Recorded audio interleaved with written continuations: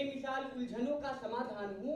जी हाँ, मैं भारत का संविधान हूँ। जोहार, मैं प्रणव राम तिवारी। ऋग्वेद और सामवेद से लेकर दुनिया के सबसे बड़े लिखित संविधान तक, चंद्र और मंगल की आराधना से लेकर के चंद्रयान व मंगलयान के द्वारा उनकी सतह पर पहुंचने तक सभ्यता के शिखर में हम बहुत आगे बढ़ चुके हैं। महोदय, जब मैं हमारे आज के विषय की ओर देखता हूँ तो मैं यह पाता हूँ कि उत्तर के हिमाच्छादित शिखरों से लेकर के विवेकानंद रॉक मेमोरियल तक और कच्छ के रण से अरुणाचल के अरुणोदय तक भारतीय संविधान 75 वर्षों से यह सुनिश्चित कर रहा है कि भारत और भारतीय अपने गौरव के साथ रहें।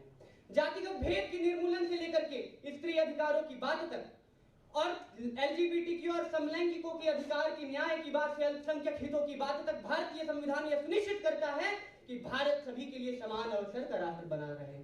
हम देखते हैं कि यह भारत के संविधान के द्वारा प्रदत्त अधिकारों का ही परिणाम है कि ओडिशा के मयूरभंज जैसे पिछड़े इलाके व वंचित समुदाय की आने वाली एक कर्तव्यनिष्ठ महिला आज हमारे देश के सर्वोच्च नागरिक के पद पर विराजमान है। यह संविधान के द्वारा प्रदत्त अधिकारों का ही परिणाम है कि एक सामान्य वर्ग से आने वाला यह बालक इतने गणमान्य व्यक्तियों के समक्ष बोल रहा है। और यह संविधान की ओज और शक्ति का ही परिणाम है कि नोएडा के सुपरटेक ट्विन टावर, जो कि जनता के पैसे का विरोध करके, शोषण करके और संवैधानिक ताकत का विरोध करके बनाया गया था, उसको 28 अगस्त 2022 को नेस्तनाबूद कर दिया जाता है।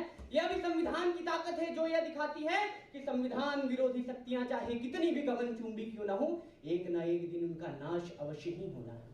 भारतीय संविधान के अनुच्छेद 14 से 32 तक संवैधानिक अधिकारों की बात कही गई है। हम अधिकारों को तो याद रखते हैं, परंतु हम अपने कर्तव्यों को भूल जाते हैं। हम भूल जाते हैं कि भारत का संविधान हमें मताधिकार देता है, मतदान का अधिकार प्रदान करता है, परंतु उस मतदान के कर्तव्य का निर्वहन करना हमारी जिम्मेवारी है। हम भूल जाते हैं कि देश की रक्षा करना, इस देश के पर्यावरण की रक्षा करना हमारी जिम्मेवारी है। और यह सच कहने की आवश्यकता है। सच कहने की आवश्यकता तब है जब रांची जिले से निकले स्वर्ण रेखा नदी कुछ दूर जाने के बाद मृत घोषित हो जाती है और प्रदूषित नदी करार दी जाती है।